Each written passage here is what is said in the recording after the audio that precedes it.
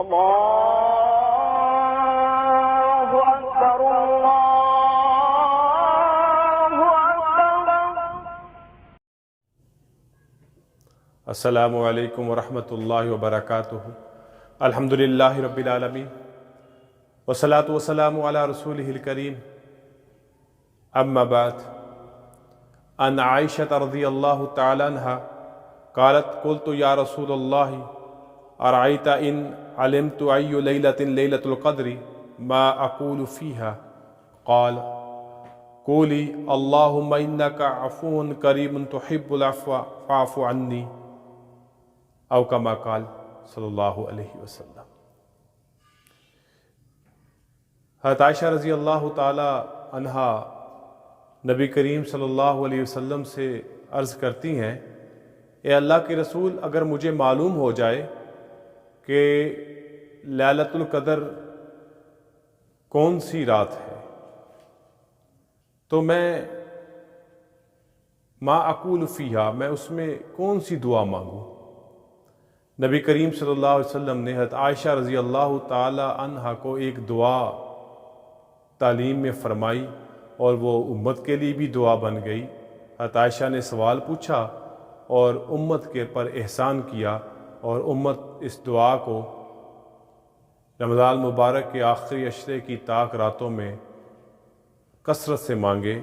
وہ دعا جو نبی علیہ السلام فرمائی، اللہم انکا عفو کریم تحب العفو فاعف عنی، جس کا ترجمہ ہے، اے اللہ، بے شک آپ معاف کرنے والے کریم ہیں اور آپ معافی کو پسند کرتے ہیں، فاعف عنی، پس ہمیں معاف کیجئے، ہمیں درگزر کیجئے۔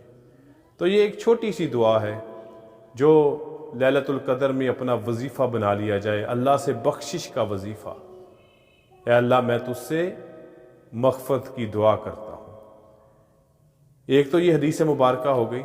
عموماً لوگ سوال پوچھتے ہیں کہ ہم لیلۃ القدر میں کون سی عبادت کریں، کون سا وظیفہ کریں، کون سا ذکر کریں۔ تو یہاں پر جو ہمارے بزرگ ہیں اور اسلام کی جو تعلیمات ہیں، تو ان گھڑیوں کو کیسے ہم قیمتی بنا سکتے ہیں، اس میں ہم کون سے کام سر انجام دیں کہ ہماری یہ رات قیمتی بن جائے، لیلۃ القدر بن جائے، قدر و قیمت والی رات بن جائے۔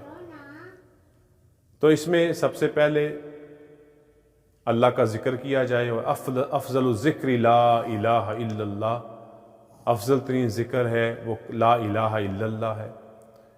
اسی طرح سبحان اللہ والحمد للہ ولا الہ الا اللہ واللہ اکبر کی تسبیحات پڑھ لی جائیں۔ استغفر اللہ ربی من کل ذنب واتوب الیہ، استغفار کی تسبیح اور اس کی کثرت کر لی جائے، کیونکہ اللہ تعالیٰ کو بندہ کے نامہ اعمال میں یہ کثرت استغفار بھی پسند ہے، اور آپ نے خوشخبری بھی فرمائی، اللہ کے نبی نے، طوبیٰ، خوشخبری ہو کہ جس کے نامہ اعمال میں کثرت سے استغفار پایا گیا۔ اسی طرح اس رات میں درود شریف کی کثرت کی جائے۔ نبی کریم صلی اللہ علیہ وسلم کی ذات مبارکہ کا بہت بڑا ہم پر احسان ہے، تو اس کا بدلہ ہے کثرت سے درود شریف پڑھنا۔ درود ابراہیم پڑھ لیا جائے، مختصر سا کوئی درود پڑھ لیا جائے، جس سے درود کی تسبیحات بھی ہو جائیں۔ اسی طرح اس رات کے کچھ حصے کو قرآن مجید کی تلاوت میں لگایا جائے، کیونکہ اس رات کی قدر و منزلت کی وجہ قرآن مجید کا اس رات میں نازل ہونا ہے، تو کچھ قرآن کی تلاوت کر لی جائے۔ اسی طرح نوافل کا اہتمام کر لیا جائے، نفل پڑھ لیے جائیں 2 کر کے، آرام اور خشوع و خضوع کے ساتھ، قیام، رکوع، سجدوں کے ساتھ بڑے خشوع و خضوع کے ساتھ نوافل کی ادائیگی کی جائے۔ نماز تسبیح کا اہتمام کر لیا جائے، انفرادی طور پر فرداً نماز تسبیح ادا کر لی جائے، اور بہت اچھا ہو اگر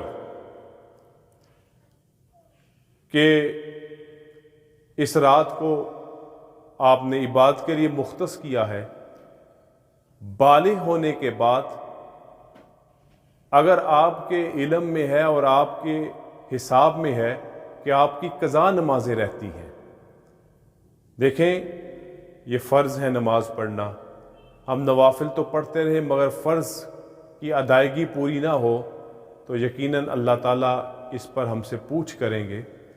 تو ایک اندازے کے ساتھ اس رات جتنا ممکن ہو سکے فرض نمازوں کی قضا کر لی جائے، اور اس کا طریقہ کیا اپنایا جا سکتا ہے؟